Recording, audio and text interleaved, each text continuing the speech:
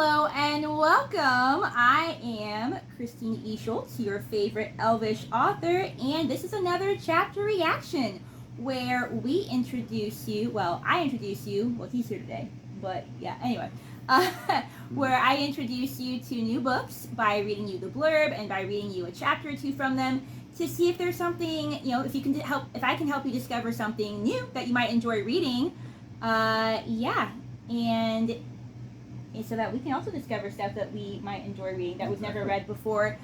In this case, though, me being an author of young adult fantasy, we're going to be reading from one of my books today. So he's read this book. I've read it, obviously, since I wrote it. So it won't be so much a reaction for us today, but it'll still be introducing you guys to a new book that you hopefully will enjoy. So the book that we're going to be reading from today is called Prelude of Fire. In another one of my earlier videos, we read the prologue, which is actually called the Prelude, since the series involves a lot of musical magic as it goes on. We read the prologue to Prelude of Fire, but today we're going to go ahead and delve in and read a couple of chapters. So on that note, strap on your elf ears, and let's get ready to listen to more of Prelude of Fire. Chapter 1 is called A Gathering of Mysteries. Ooh. Ashlai perched proudly atop her throne of crates and boxes as the wagon bumped along through the woods. Excitement sang in her heart, matching the cheery rhythm her brother Merritt played on the zither below her. Between the trees, she could make out other wagons snaking through the forest toward town. Other forest-footer elves traveled on horse or by foot. Some pulled small carts containing their wares behind them. "What do you see, O mighty explorer?" Bromwell asked. He gave a gentle tug on the reins, and the horse's trot sped to match that of the traffic flowing into town. As the wiry forest-footer elf with graying hair gave Ashlai a playful grin over his shoulder, the wrinkles lining his face creased, and his blue-green eyes gleamed. Ashlai smiled back at her adoptive father before returning her gaze to its scouting position. "There seem to be more travelers than usual this morning. And not just forest-footers. I see people with darker skin, many without pointed ears. Oh look, a family with purple hair." "This is no ordinary market day," Bromwell reminded her. Ashlai's smile grew. "Of course it's not." The end of summer marked one of the most popular times of the year for buying, selling, and trading in the forest-footer town of Vian. Folks traveled from all over Hyloria, not only to attend the market, but to celebrate together in the autumn festival that would conclude the day. It was the one day out of the year where Ashlai could glimpse a world beyond the forest that she, Bromwell, and Merritt called home. Ashlai squirmed as the crate's rough texture scratched through her crimson leggings. She tried adjusting her purple tunic, but it was no use. Climbing down from her perch, she resumed her spot next to Merritt and their friends. Rowan, his younger sister Hanaya, and Burnett all sat chatting and laughing. They were forest-footer elves like Bromwell, as evident by their fair skin, pointed ears, and magic green thumbs. Burnett scratched at his mess of sandy, curly hair in his anxious way, and glanced at Hanaya, who smiled sweetly at him. He then frowned at Rowan, who narrated his childhood memory of when Burnett had locked himself in the cellar. "Only reason we found him was that he fell asleep." Rowan chuckled, wrinkling his freckled nose, and Hanaya laughed beside him. "Incessant snoring led us right to the source. Oh, remember that other time when we were camping and you—" "Oh, look, here we are," Merritt said quickly, ending his song on a cheery chord. He shared a grin with Ashlai and ran a hand through his strawberry blonde curls, his light blue eyes dancing. She smiled back, silently thanking him for sparing everyone from another of Rowan's never-ending stories. As the wagon crested the top of a small hill, early morning sunlight dazzled the town of Vian below. They sloped down past the cottages lining the path, toward the heart of the town where the shops had just begun to open. Children ran through the streets, chasing each other and laughing. Vendors stopped their carts and wagons at intervals and began setting up shop for the day. Bromwell rolled their wagon into the stable next to his smithy. Everyone piled out and began hefting the boxes, crates, pieces of metal, tools, and other odds and ends. Bromwell and Merritt did most of their work outside, beneath a wide overhang that jutted out from the roof of the small shop. Bromwell always said that public demonstrations excited the market crowds and made them more likely to buy. Ashlai hurried inside the shop and plopped her heavy box on one of the long tables before pausing to admire a collection of intricately detailed bronze chess pieces. "Merritt, are these yours?" She picked up the queen and ran her fingertips along the individual tines of her miniature crown. "Yep." Merritt plopped down a crate overflowing with various metal scraps. "They're amazing," Ashlai breathed. "Thanks." He grinned at her. "But I'd appreciate your praise more if you admire my work after you finish helping." "Right, sorry." Ashlai restored the queen to her place beside her king, and then hurried outside to grab another crate. Once everything had been unloaded, Bromwell said, "Thank you all. An old man appreciates all the help he can get around here." He stretched, groaning dramatically. "No problem, Uncle Bromwell," Rowan said with one of his silly low bows. "'Tis an honor to serve the best smithy in all the Southern Wood. Thanks for the ride, too, and for supper last night." "It was divine," Hanaya sighed, clasping her hands together. Supper was all Ashlai. Merritt nodded at his sister. "Hey, gotta keep practicing." Ashlai lifted one hand, and tiny flames sprang from her fingertips. "My powers aren't good for much else around here." "Food is always a noble purpose to practice any skill," Burnett assured her. "Speaking of," Rowan said, "if you'll excuse us, Mama needs our help in the bakery." "Thanks again," Bromwell said. "We'll see you tonight at the festival." "Yes, sir. See you then." With a nod at Ashlai and Merritt, Rowan dashed off through the crowds, dragging Hanaya after him. She sent a shy smile in Burnett's direction before the crowd swallowed them. "I'd better go too," Burnett said. "Papa will have his hands full at the stables today." "Save me another one of those lopsided horseshoes if you get any," Ashlai said. "Will do." Ashlai turned back toward the smithy, where Bromwell had already set to work hammering out a new project, while Merritt stoked the oven with extra wood. She admired a collection of swords and knives marked with Merritt's initials hanging on the wall, impressed as ever with her brother's work. Fires possessed an innate ability to draw power from the sun into their bodies and convert it into light or fire magic. While Ashlai was always storing fire inside herself and playing with various spells, Merritt had never displayed any such magic. Ashlai assumed this was because they were not full-blooded fires. Even still, a lack of magic didn't stop Merritt from crafting the most detailed creations. He possessed a more natural prowess than many magic craftsmen they had encountered. "Is there anything else you need me to do?" Ashlai asked. "We've a number of orders to finish," Bromwell said, "and the day is likely to be filled with new orders as well. We'll be busy here for quite some time. Why don't you go enjoy the market? Merritt and I can manage." "Unless you'd like me to show you how to make something," Merritt said with a playful wink. "Your own sword, perhaps?" Ashlai laughed. The last time Merritt had tried to show her the art of metalworking, she had nearly burned their cottage to cinders. Her gift was wild, better made for swordplay in battle. She often fancied herself joining the royal army in the capital of fire in the far north. "As much as I would love a sword of my own, I think it's best to leave all the sword making to you and Papa, for the sake of the smithy's reputation."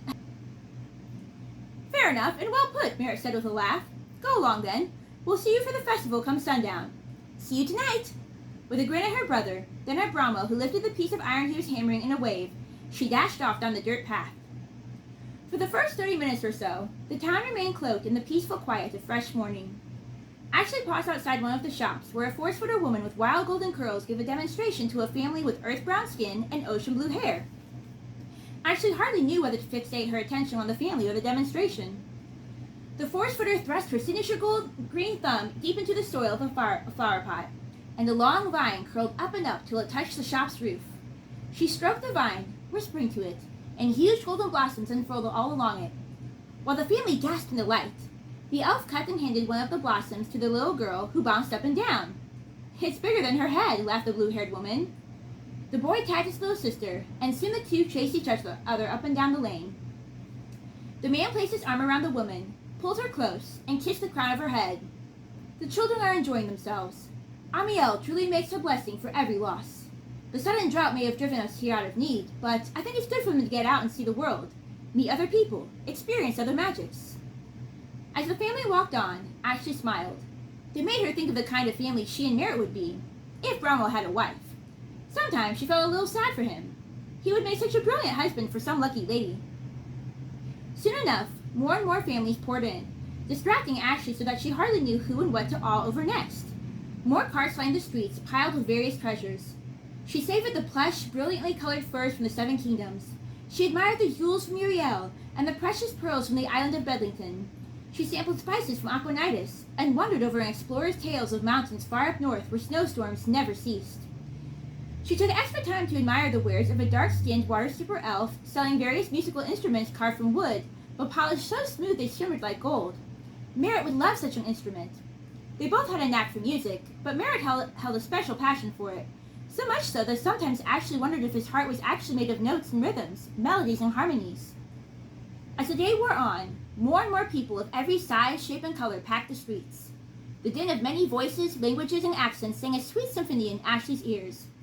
But try as she might, she caught no glimpse of anyone who looked like her. No fires to match her vibrant red hair and violet eyes.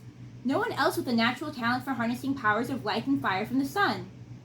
Water magic, lightning, invisibility, levitation, every type of magic but hers seemed to be on display, and she couldn't help but feel a bit disappointed. She had never met another fire besides her brother, and often dreamed of visiting the capital to do so. She had hoped that today, of all days, she might finally get her chance, but it seemed the drought had driven everyone except the fires to Vian. About midday, Ashley wandered to her favorite shop. She glimpsed a new book inside the display window, but the crowds kept shifting so that she couldn't quite make out the silver lettering. Slipping inside, she wove through the crowds, excusing herself and squeezing through till at last she was met with a thick wall of people hovering right near the display. She was about to pardon herself so that she could get a better look, when a snatch of conversation caught her attention over the hubbub. "You'd never see such a gathering in fire, not since that new king, Ragnar, anyway," said a man swathed in bright orange and yellow silks, with skin and hair ebony like the night. "A pity," said a woman whose eyes flashed a bright purple. For a moment, Ashley's heart lurched in her direction, but it quickly fell as she saw the waves of silver-blue hair falling over the woman's shoulders. Definitely not a fire. "I remember when you could attend such a market day in fire and meet folks from all over Hyloria, and many of the surrounding islands besides." "I suppose it's good business for the forest footers, though," the man said. "To every loss, a gain for someone else. Ah, we can finally get our turn. Let's see what has everyone buzzing in here." He inched closer to the display and picked up a copy of one of the books. "The Secret of Lorry Magic.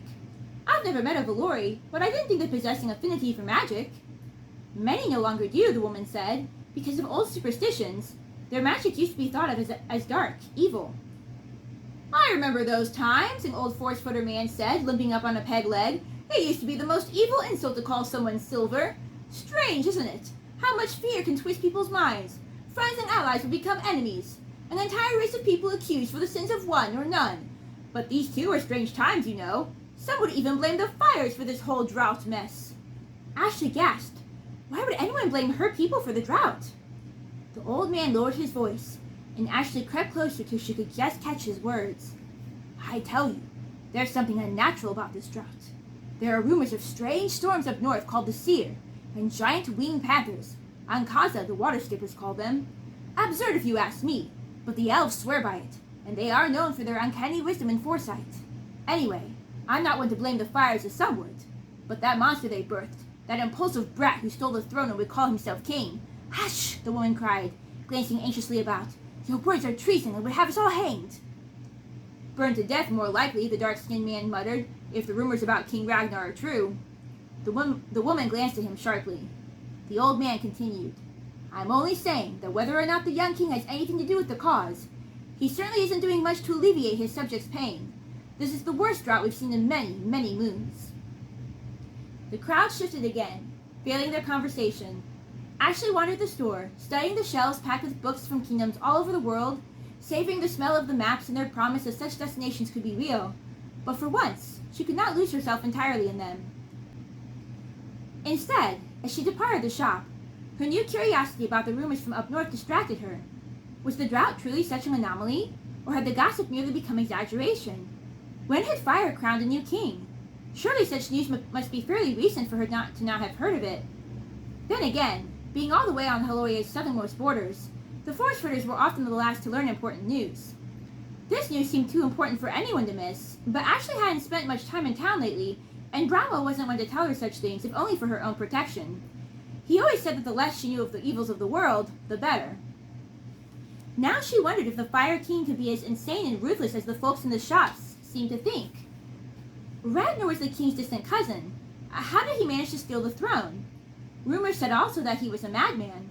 Surely one man, and a madman at that, could not be responsible for the drought of an entire land. Ashley herself could perform only a few simple fire spells and couldn't imagine impacting an entire kingdom, for good or ill. Ashley passed by the smithy, thinking perhaps Bromwell or Merritt had heard further news from their customers, but she couldn't get close for the crowds that had gathered around. She glimpsed Merritt spearing the sky with what appeared to be a newly forged sword. Its metal gleamed in the sun, making Ashley squint as it momentarily blinded her. The crowds cheered while Bramwell stood to the side, his attention divided between smiling proudly at Merritt and talking excitedly to a tanned, well-muscled man. Ashlai grinned. Finally, her brother got the recognition he deserved. Whether Bramwell had convinced him to show off for once, or Merritt did so of his own accord, Ashlai was glad of it, and she would leave them both to it. The answers to her questions would simply have to wait. We're going to also read Chapter 2, A Gift of Fire. As sunset dawned and the shops and carts closed for the day, Ashlai hopped on one of the many wagons that would deliver everyone to the autumn festival. The wagons delved from town into the thick woods surrounding it. Then, as tiny lights began to twinkle through the trees, fireflies or fairies, or perhaps both, the wagons emerged into the circle, Vienn's most popular place of celebration.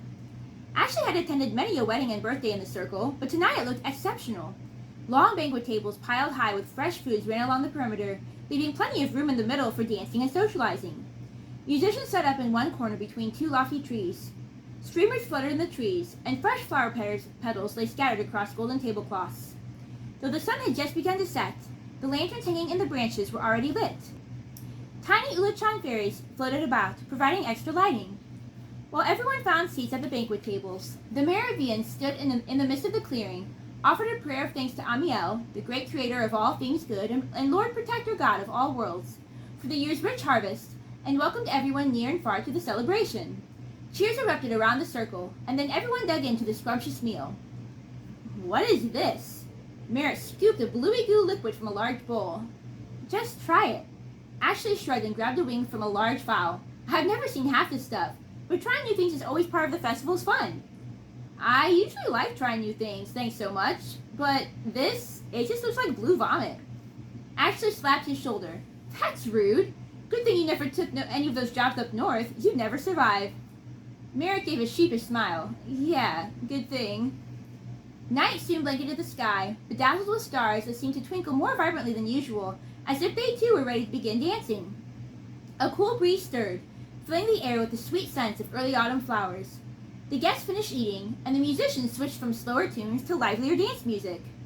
So, Merritt said to Rowan, I haven't seen Miss Sonara hovering around you all night. You haven't even mentioned her. No, neither have I. Rowan blushed and looked down. Have you proposed yet? Merritt elbowed him with a playful grin. No, well, Sonara's mother has given her blessing for me to propose, only I haven't found a ring yet, and I want something special.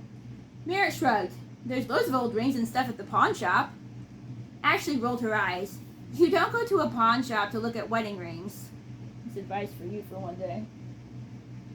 Okay. Why not? Lots of good discounts there. Ashlai sighed dramatically and shook her head before turning her attention to Rowan. So, what are your plans once you're married? Your apprenticeship was in Lodz, wasn't it? So, I guess you're still moving then? Rowan nodded. Yep, Burnett's got himself an apprenticeship there too. Tailoring. That's amazing, Byrne. Burnett gave a dramatic bow. Why, thank you, milady. We'll all be leaving in the morning, Rowan added. Ashley's heart lurched. So soon? But I thought you were waiting until next spring. Rowan shrugged. So did I. But the carpenter I'm apprenticed to wants me to start earlier. Says winter is his busy season. He needs the extra help, and the sooner I start training, the better. For both me and Sonara.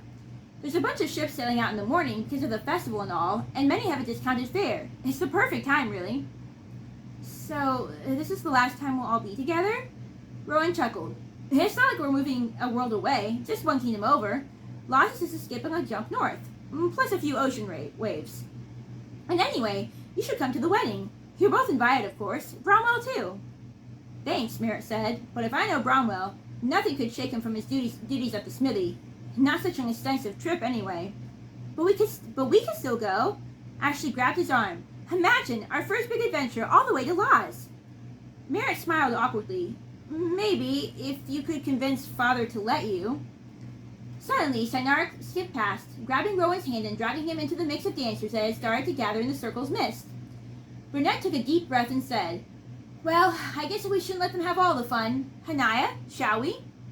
Hanaya jumped up and accepted his outstretched arm. Burnett led her into the sea of dancers. Merritt's gaze followed them. Go on, Ashlai said. They'll form a ring soon enough. Go and dance with them. You sure? He said, glancing over at her. You'll be all right? The news about their leaving so soon caught me by surprise, too. But you don't intend to sit here all night and mope, not when it's our last chance to all be together. Of course not, Ashlai said. I just need a moment. Go and have your fun. Merritt grinned at her and then jumped up to join the fray. He and their friends wove in and out of the patterns of dancers, exchanging partners, laughing, twirling, and catching one another when they staggered dizzily. As Ashlai watched them, doubts both old and fresh crept inside her mind and, like a magic spell, brought with them a sadness. They had always done everything together. Her, Merritt, Rowan, Hanaya, Burnett.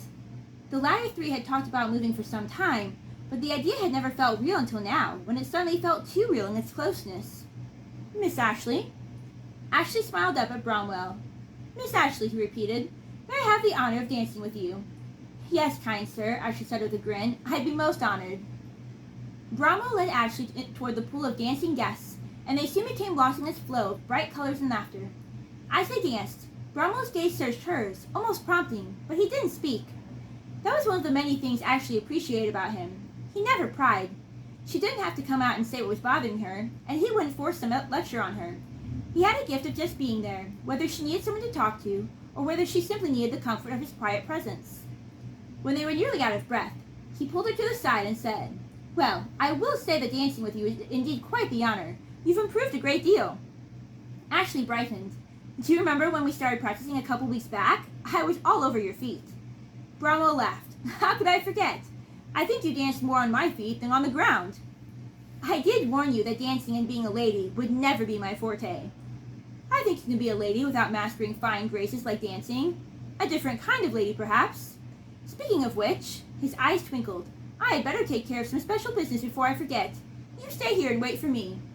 What do you mean? Ashlai called after him, and then yelped as someone clasped their hands over her eyes, making her world go dark. Ashlai tried to wrench the hands away, but then Merritt said, Whoa, calm down, silly. It's me. We're waiting for Papa to bring you surprise. What surprise? Ashlai tugged at Merritt's hands again before letting tiny flames burst from her fingertips. Ouch! Merritt jerked back his hands. Ashlai whirled and grinned at him triumphantly. I'm serious. Merritt frowned. You're going to spoil the whole thing. I hate when you two keep secrets from me. But you also love surprises, so close your damn eyes already. The two shared a challenging glare before Ashlai relented and closed her eyes. She bounced on her heels, unable to conceal her true excitement. She jumped as someone's hands touched her shoulders. Kiss me again, silly, Merritt said. I'll think you just keep your fire to yourself this time. All right, then, Bromwell said nearby. Merritt, come around. I think you should do the honors, seeing how it was your idea and all. Yes, but you're the master craftsman. Both of you stop arguing and let me see what it is, Ashlai cried. No matter who made it, I'm sure it's brilliant. The lady speaks truth, Bromwell said. All right, open your eyes. Ashlai opened her eyes wide. Merritt knelt on one knee, bowing his head as if she was some great princess or dame upon whom he prepared to bestow a great honor. He held out a long package wrapped in green cloth and bound with heavy twine. Happy birthday, Ash! May we present a gift suited for the fairest fire maiden in all the land, and may you wield it well. My birthday, Ashlai gasped, taking the package carefully into her hands. Her excitement mounted as she felt its shape in feather-like weightlessness. Merritt laughed. You didn't think we'd have forgotten. Well, I almost did. Bromwell chuckled. Your brother and I made it together. Go ahead, open it. Ashlai tore away the twine. As the layers of cloth fell away, she inhaled sharply, gripped the sword by its hilt, and stretched it high, admiring as moonlight and firelight danced along its sharp golden edges. An unusual warmth flowed from the hilt into her hand, as though the blade had captured the firelight shimmering along its golden edges. The warm sensation crept up her arm, flooding her body and pulsing strongest right over her heart. She felt a sort of oneness, as though the sword became an extension of her arm.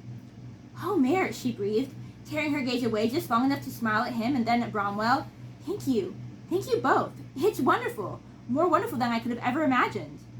Thank you, Merritt said. It's my first creation as a blacksmith's apprentice. He and Bromwell shared a grin. Apprentice? Ashlai raised her brows. What do you mean? A man stopped by the smithy today, Merritt said. He works for one of the noblest families in Laws. He saw me finishing your sword. I guess he was impressed. You guess, Bromwell said. He declares your work the finest he's ever seen for someone your age, and rightly so. You've surpassed me in skill for some time now. I've taught you everything I know. So you took it then, right? Ashlai asked. An opportunity in Laws. You'd be a fool to turn it down. I'd have to kill you with my new sword here if you did. She pointed it at him, making him jump back and laugh out loud. Yes, I said yes. Though the way you're handling that sword like a madwoman, I don't think I'd actually tell you if I said no. Ashlai returned her admiring gaze to the sword. How did you make it? And why does it feel so warm? Like there's fire inside. Because it's a fire blade. I imbued it with various metals, several types of fire minerals, and magic from new melodies I've been working on to draw power from the sun in my own way. Ashlai stared at her brother, suddenly uncertain whether to be prouder of him or the sword in her hands. Anyway, he continued, you're always playing around with the swords at the smithy. I thought it was time you had a proper one of your own. Go ahead, give it a try. Ashlai's gaze ran the length of the sword, still admiring it. True, her brother and father had forged it, so she would have been thrilled to try it out regardless. But its craftsmanship was truly superb, its weight just right for her size. She had been soaking up the sun for several days now, waiting for the perfect opportunity to practice her magic, and this was it. Poising her body, she clutched the sword and said, A few good swings before returning to the party can't hurt. Merritt gave a light-hearted laugh, spoken like a true fire. Ashlai closed her eyes. She had never used her magic with a sword before. She focused on the embers flowing through her and into the blade, just waiting to be unleashed, and thought of her excitement at Rowan's offer to visit overseas. Maybe with a sword in hand, Brahma would let her go. Maybe she would be sailing the high seas toward the thrill of adventure and possibility in a new land before she knew it. Rustiek! As she shouted the spell for fire and swung the sword, her arms trembled.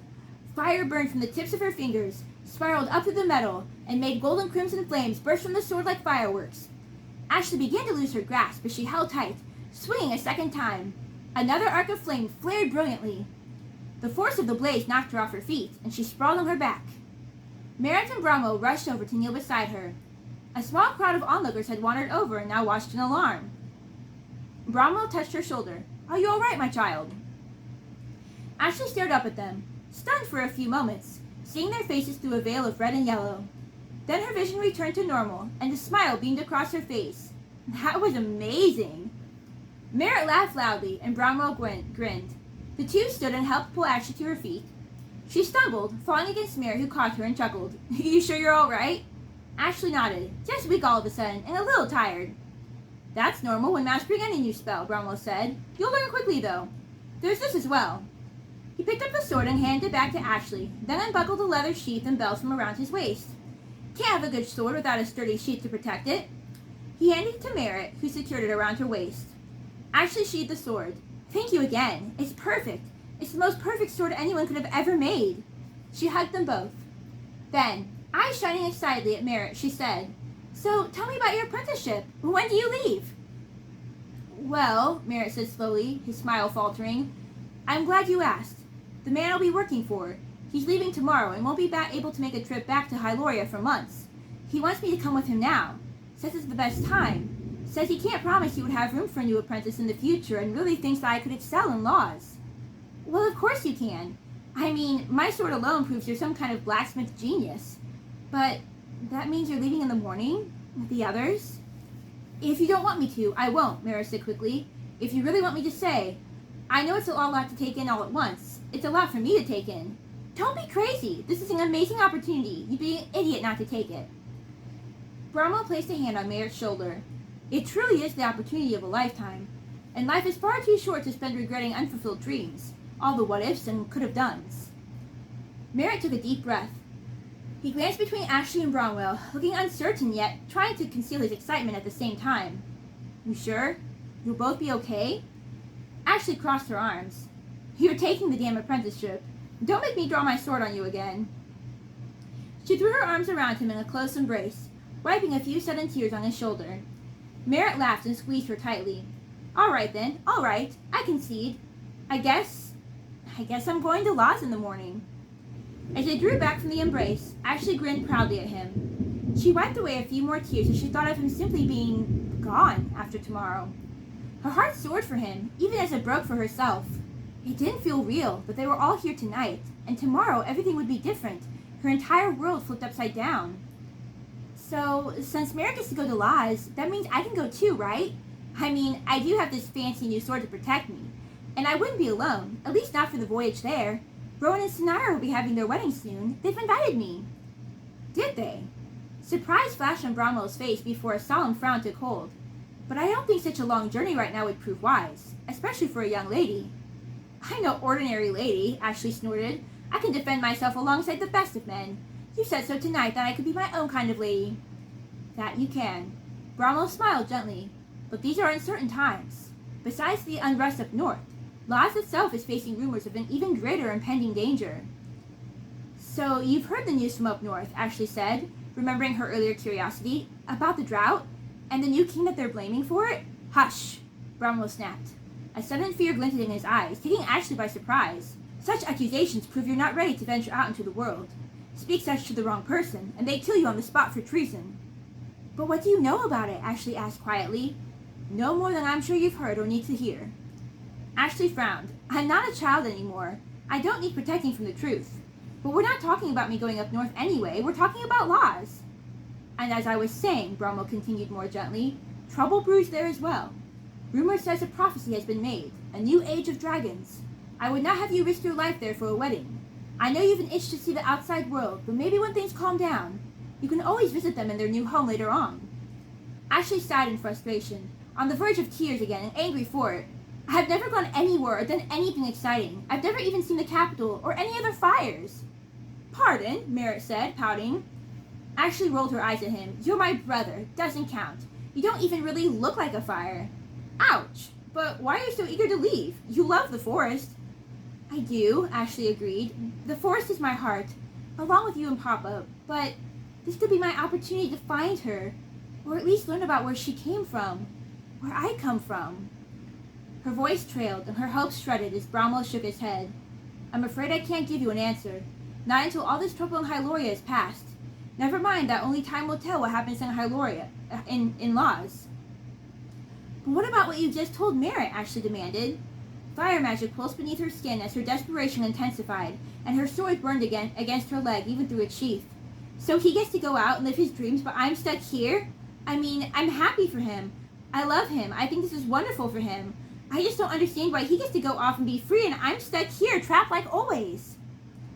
Bromwell flinched, the hurt visible in his steady gaze, and Ashlai almost wished she hadn't spoken. My child, he said quietly, if only you could understand. No, I don't understand. All my best friends are going, and now Merritt is going too. Ash, Merritt said, I don't have to go. I can stay here. No, it's fine. It's not even about that. She glared up at Bromwell. You always told us our mother brought us here to protect us. That was 15 years ago. Whatever was chasing her, it can't still be. I want to find her. I want to know who I am, why she gave us up. You promised that someday I could. When it's safe.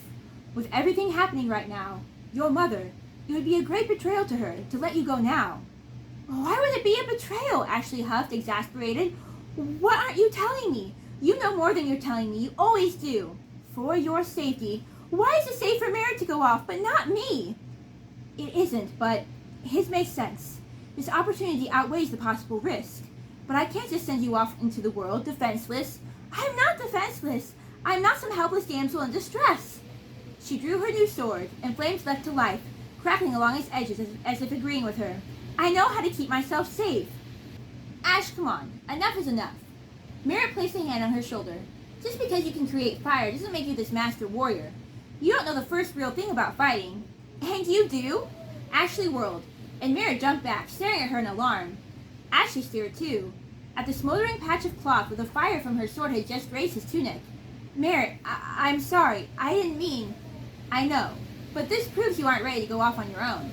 Your fire magic, a sword, they're both big responsibilities. You need to learn to control them, or you're just a danger to yourself. And others, clearly. He folded his arms and gave one of his older brother frowns that said he knew better. I hate when you look at me that way, she snapped. He's right, Bromwell said. Stay here, Ash. Learn. Master your fire magic. Master the sword. By then, hopefully, all this drought danger will be past. Things will settle down. And maybe then you can plan your trip to Laz, or even to Fire, to find the answers you seek. And if it's not safe? What? Am I supposed to just stay here for decades until I'm an old maid and can't travel anymore? Ash, Merritt said sternly, now you're just being ridiculous. The drought won't last forever. You know what? Look, I really don't have to take this position. I can just stay here. No, forget it. Just forget it. One of us may as well get to go off and live their life. She glanced at Bromwell again. Her words seemed to cut him deeper and deeper, and yet she couldn't seem to stop them. Anger and hurt swelled inside her. Suddenly, with all the intensity of the fire she released just minutes ago from her fire blade, she needed to get away, or she would keep hurting him. She turned and fled into the trees.